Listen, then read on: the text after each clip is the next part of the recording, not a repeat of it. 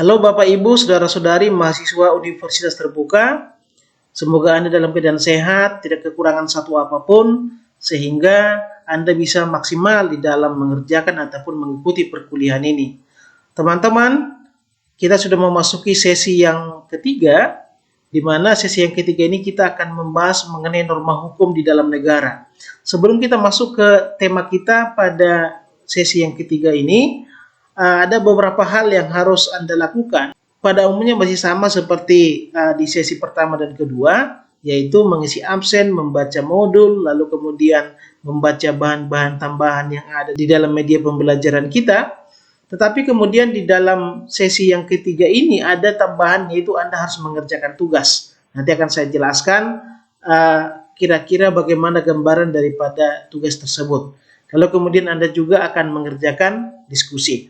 Mengenai tema, yaitu norma hukum dalam negara, beberapa hal yang akan Anda pelajari nanti di dalam tema ini adalah mengenai hierarki dan pengelompokan norma. Kenapa harus ada hierarki norma atau hierarki peraturan perundang-undangan? Terus kemudian apa implikasinya ketika sudah ada hierarki peraturan perundang-undangan itu? Misalnya bahwa norma yang di bawah dengan norma yang di atasnya itu tidak boleh bertentangan. Kemudian norma yang di atasnya dengan norma yang di atasnya lagi itu juga tidak boleh bertentangan atau harus sinkron. Itu contohnya. Kemudian Anda juga akan membedakan nanti bagaimana pendapat Hans Kelsen yang merupakan ilmuwan ataupun tokoh yang tidak bisa kita lupakan di dalam mempelajari ilmu perundang-undangan ini. Lalu bagaimana nanti perbedaan pendapatnya dengan Hans Nawiaski. Sedangkan mengenai tema diskusi kita di sini adalah terkait dengan kedudukan peraturan Bank Indonesia dan peraturan Otoritas Jasa Keuangan atau OJK. Jadi dalam hal ini Anda harus bisa mengidentifikasi kira-kira eksistensi daripada peraturan BI dan peraturan OJK itu seperti apa. Karena kalau Anda lihat di dalam hierarki peraturan perundang-undangan, mulai dari Undang-Undang Dasar, Ketetapan MPR, Undang-Undang atau Perpu, PP, lalu peraturan Presiden, peraturan daerah, tidak ada di sana peraturan BI dan peraturan OJK. Lalu bagaimana kedudukannya? Nanti harus Anda cari bagaimana dasar hukumnya dan Anda harus analisis dasar hukum tersebut. Tentu berdasarkan Undang-Undang Nomor 12 Tahun 2011.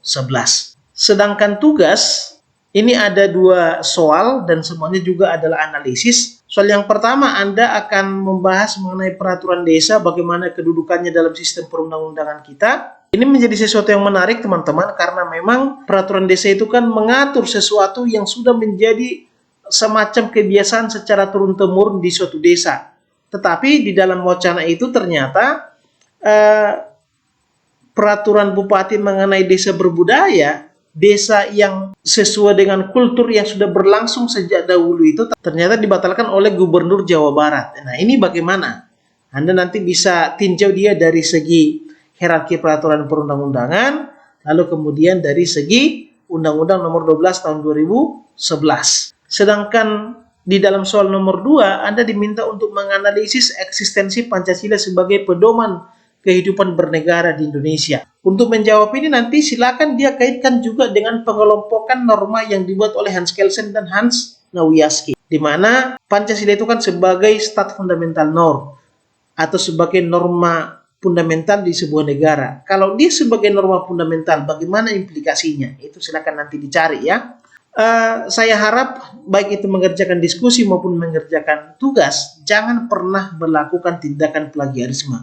Sekali Anda melakukan itu, seperti yang sudah saya lakukan di sesi pertama dan kedua, langsung saya berikan nilai 0 dan langsung saya komentari di dalam forum diskusi.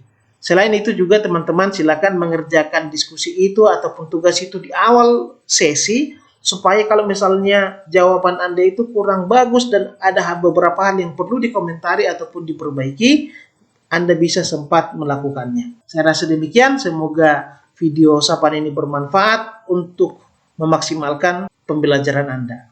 Terima kasih.